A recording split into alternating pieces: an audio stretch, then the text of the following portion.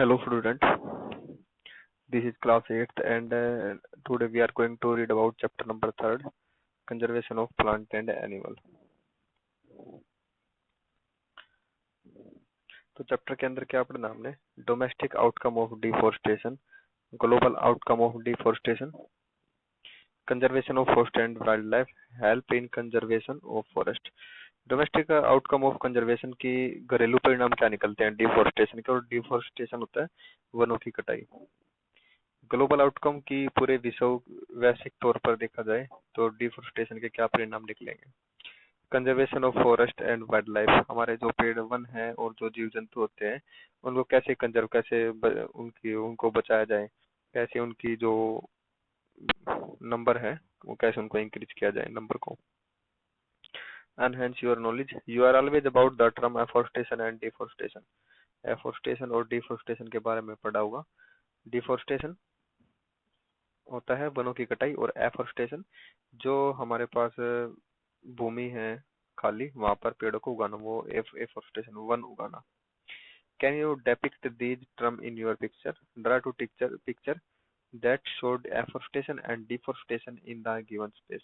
Space के अंदर हमने पिक्चर को ड्रा करना है एक में तो एक पिक्चर में हम डिफोरेस्टेशन दिखाना है और दूसरी पिक्चर में एफोरेस्टेशन दिखाना है।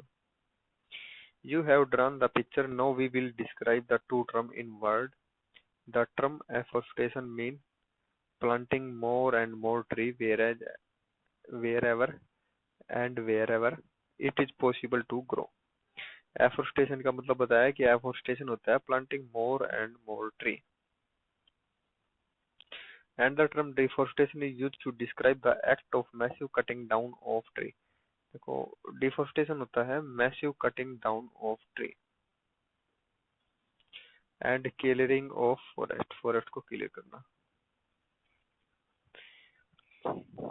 To use the land for other purpose,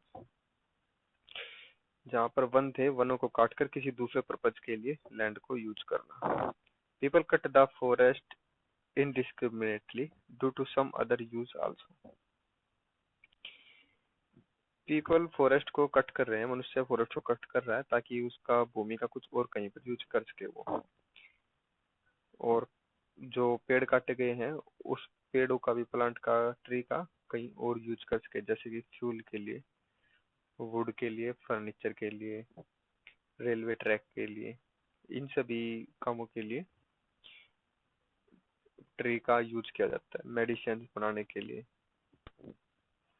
deforestation has both domestic and global outcome, जो वनों की कटाई हो रही है उसके घरेलू भी और वैश्विक तौर पर दोनों परिणाम निकल रहे हैं। पहले है डोमेस्टिक आउटकम ऑफ डिफोरेस्टेशन, कि वनों की कटाई हो रही है उससे हमारा घरेलू परिणाम क्या निकल रहा है। फर्स्ट पॉइंट है disturbed river flow.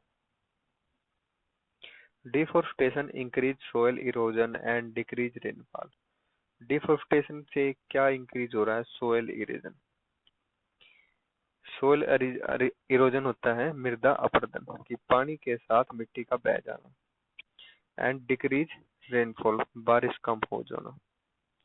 Both these factors in turn affect the flow of river and the path taken by them. अब दोनों के दोनों ये सोयल इरोजन और डिक्रीज रेनफॉल है, इससे जो क्या अफेक्ट होता है? इससे जो अफेक्ट होता है फ्लो ऑफ रिवर, जो रिवर का फ्लो है वो अफेक्ट होता है, उस पर प्रभाव डलता है। और पाथ पर, कि जिस रास्ते से रिवर फ्लो होती थी वो पाथ भी चेंज हो जाता है। सेकंड पॉइंट है फ्लडिंग, बाढ़ आना। Deforestation result in increased instance of flooding as there is lack of tree that bind the soil and absorb water. Deforestation का रिजल्ट होता है कि increase instance of flooding, flooding में इंक्रीज होना, बार बार flooding आना, बाढ़ आना।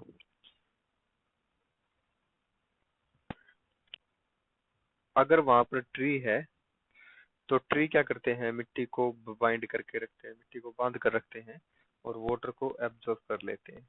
लेकिन जब ट्री नहीं होते हैं तो जो पेड़ है वे मिट्टी को बांध के नहीं रख सकते, और मिट्टी पानी के साथ बह जाती है, और पानी को वे एब्जॉर्ब भी नहीं कर सकती मिट्टी। The deposition of soil in river bed decrease the depth of river. तो अब क्या होगा कि जब मिट्टी ट्री के साथ बाइंड होके रहती थी, तो ट्री नहीं है तो मिट्टी बाइंड होके नहीं रह रही, तो मिट्टी क्या हो जाएगी, सोयल इरोजन हो जाएगा। और सोयल इरोजन होने से मिट्टी जो रिवर का जो गहराई है वहां पर इकट्ठी जाकर इकट्ठी हो जाएगी, जिससे जो रिवर की गहराई है वो कम हो जाएगी, डेप्थ कम हो जाएगी रिवर की। थर्ड पॉइंट है ड्राफ्ट, सूखा आना। Fewer tree means more carbon dioxide in the atmosphere. अगर कम पेड़ पौधे रहेंगे एनवायरनमेंट में, तो इससे हमारे एनवायरनमेंट में कार्बन डाइऑक्साइड की क्वांटिटी इंक्रीज हो जाएगी, क्योंकि ट्री और प्लांट क्या करते हैं, फोटोसिंथेसिस करते हैं, जिसमें वे कार्बन डाइऑक्साइड को गेन करते हैं और ऑक्सीजन को ब्रेथ आउट करते हैं। लेकिन अगर प्लांट और ट्री की क्वांटिटी कम होगी तो हमारे एनवायरनमेंट में कार्बन डाइऑक्साइड इंक्रीज हो जाएगा। This lead to global warming, और इससे ग्लोबल वार्मिंग जो हमारा पूरा का पूरी पृथ्वी है, पूरी की पूरी अर्थ है, वो वार्म हो जाएगी, गर्म हो जाएगी, क्योंकि जो कार्बन डाइऑक्साइड है वो ग्रीन हाउस गैस इफेक्ट होता है। Increasing temperature on earth that in turn disturb the water cycle, और इससे हमारी जो वाटर साइकिल है वो डिस्टर्ब हो जाएगी, जिससे रेनफॉल और ड्राफ्ट रेनफॉल डिक्रीज हो जाएगा और ड्राफ्ट आने लग जाएंगे।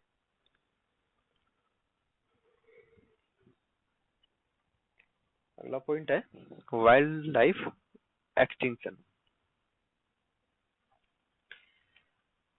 Since forest provide habitat to many plant and animal. जो फॉरेस्ट है वो काफी सारे प्लांट और एनिमल को हैबिटेट हैबिटेट का मतलब है कि उनको एक अनुकूल वातावरण प्रोवाइड करना। तो पेड़ पौधे हमारे बहुत सारे प्लांट और एनिमल का घर होते हैं। अगर हम डिफोरेस्टेशन करेंगे, वनों की कटाई करेंगे, तो जो एनिमल्स और प्लांट जो रहते हैं वन में, जो हैबिटेट में रहते हैं, तो उनका ये हैबिटेट उनसे छिन जाएगा, जिससे कि जो प्लांट और एनिमल है वे कम हो जाएंगे। Deforestation make these animal homeless. This is the main cause of extinction of a large number of rare plant and animal। कह रहा है कि डिफोरेस्टेशन से जो प्लांट और एनिमल है वे एक्सटिंक्शन लुप्त हो गए हैं, बहुत सारे प्लांट और animal. Displacement of forest dwellers। The tribes for whom forest is their only home are also displaced due to deforestation। कह रहे हैं कि कुछ प्रजातियां ऐसी होती है जो वनों में ही रहती है, लेकिन वनों के कट जाने के कारण वे वहां से किसी दूसरे स्थान पर चले जाते हैं, तो उनका डिस्प्लेसमेंट हो जाता है। Scarcity of forest product. वनों में कुछ उत्पादन होता है हमारे लिए, उनकी कमी आना। Fewer trees in the forest also mean decrease in the production of number of the forest products which are useful to man।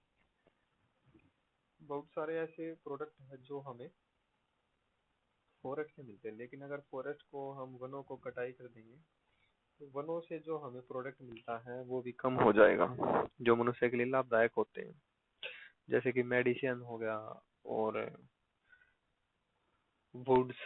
ये सब हमें सैक्रिफिकेशन की कमी हो जाएगी अगर वनों को काट दिया जाएगा। अगला टॉपिक है ग्लोबल आउटकम ऑफ डिफोरेस्टेशन। कि ग्लोबल का मतलब है कि वैश्विक तौर पर डिफोरेस्टेशन के क्या परिणाम निकल रहे हैं। फर्स्ट पॉइंट है क्लाइमेट चेंज। क्लाइमेट होता है कई सालों का वेदर, काफी ईयर का वेदर, और वेदर होता है एक दिन का, जो टेम्परेचर है, ह्यूमिडिटी है, रेन है, वो सब होता है वेदर। और वेदर अगर हम बड़े पैमाने पर काफी टाइम का हम मेजर करते तो उसको बोलते हैं climate. A shift in climate belt is being felt all over the world as a result of deforestation. Deforestation का एक आउटकम ये है क्लाइमेट चेंज की, जो हमारा क्लाइमेट है, वातावरण है, वो चेंज हो जाता है धीरे धीरे।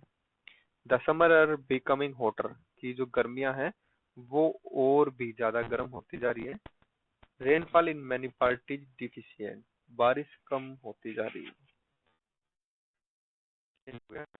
उसके बाद सेकंड पॉइंट है डिजर्टिफिकेशन। डेजर्टिफिकेशन होता है कि मरुस्थल का बनना या फिर मरुस्थल को बढ़ावा देना।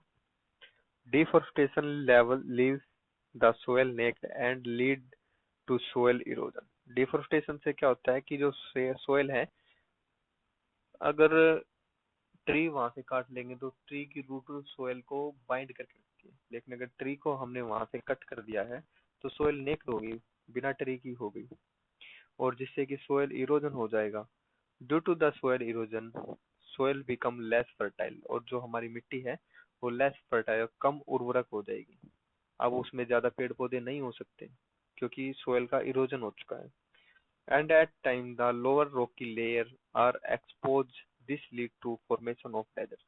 और लास्ट इसी स्टेज पर क्या होगा कि जो रॉकी लेयर है, जो हमारी पत्थर वाली मिट्टी की लेयर है, वो एक्सपोज हो जाएगी, वो टूटने लग जाएगी और वहां पर डेजर्ट का फॉर्मेशन हो जाएगा। थर्ड पॉइंट है ओजोन डिप्लेक्शन। ओजोन लेयर है जो सन से अल्ट्रावायलेट किरणें आती है, उनसे हमें प्रोटेक्ट करता है ozone. Certain greenhouse gases such as nitrous oxide accumulated in earth atmosphere। कह रहा है कि बहुत सारी ग्रीन हाउस गैस प्रेजेंट है हमारे एटमोस्फेयर में, जैसे कि नाइट्रोस ऑक्साइड है, वो हमारे एटमोस्फेयर में फैल जाती है और उसका फैलने का कारण होता है डिफोरेस्टेशन। ग्रीन हाउस गैस वो गैसेस होती है जो सन की लाइट को एब्जॉर्ब करके हीट को बाहर नहीं जाने देती है।